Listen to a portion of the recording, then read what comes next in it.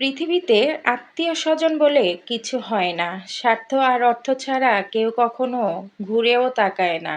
একটা কথা মনে রাখবেন, আপনের চেয়ে পর ভালো, পরের চেয়ে জঙ্গল ভালো। আত্মীয়স্বজন হলো বহুরূপী, তাদের থেকে দূরে থাকাই মঙ্গল।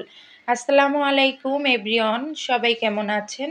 আশা করি আল্লাহর রহমতে সবাই ভালো আছেন, আমিও ভালো আছি। তো আপনাদের ভাইয়া একটা মাঝারি সাইজের ইলিশ মাছ নিয়ে এসেছিল, তো আমি এটাকেই আজকে রান্না করে দেখাবো আপনাদের সাথে। আর আমি প্রতিদিন যা রান্না করি, যা কিছুই করি না কেন বাসায়, সেটাই কিন্তু আপনাদের সাথে শেয়ার করি, আপনারা সবসময় দেখতে পান। তো মাছটা আপনাদের ভাইয়া নিয়ে এসেছিল মোটামুটি বড় সাইজই, একদম ছোট বলা চলে না, মাঝারি সাইজ বললেই চলে। তো মাছটাতে কিন্তু একটু ডিমও হয়েছে। তো আসলে একটা কথা যে বলেছি, পৃথিবীতে আত্মীয়স্বজন বলে কিছু হয় না, এটা আসলে বাস্তব। আপনি দেখবেন আত্মীয়স্বজন এমন একজন ব্যক্তি, এমন মানুষেরা দেখবেন যতক্ষণ তাদেরকে দিতে পারবেন, তাদের জন্য করতে পারবেন, ঠিক ততক্ষণই আপনার পাশে থাকবে। কিন্তু যখনই আপনার কোনো বিপদ দেখবে, তখনই তারা তাদের মুখোশটা দেখিয়ে দিবে। এটাই হলো বাস্তবতা।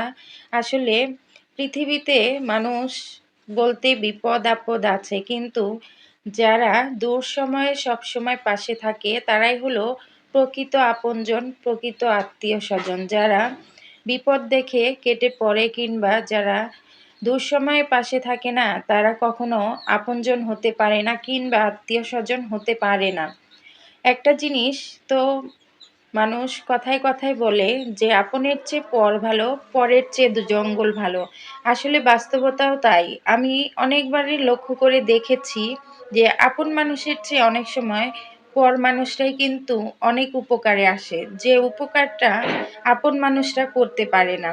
যাই হোক, আসলে এরকম কথা বলতে চাই না, কিন্তু মাঝে মাঝে আমাদেরকে বিপদ এসে বুঝিয়ে দেয় কে আপন আর কে পর। আমি কিন্তু কথা বলতে বলতে দেখুন মাছটা ভাজা শুরু করেছি, বেগুন ভেজে নিয়েছি।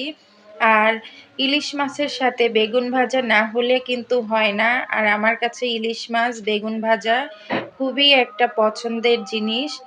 তো আমি মাছগুলো কিন্তু ভালো করে ভেজে নিচ্ছি। মাছের ডিমগুলো কিন্তু আমার কাছে খেতে ভীষণ ভালো লাগে।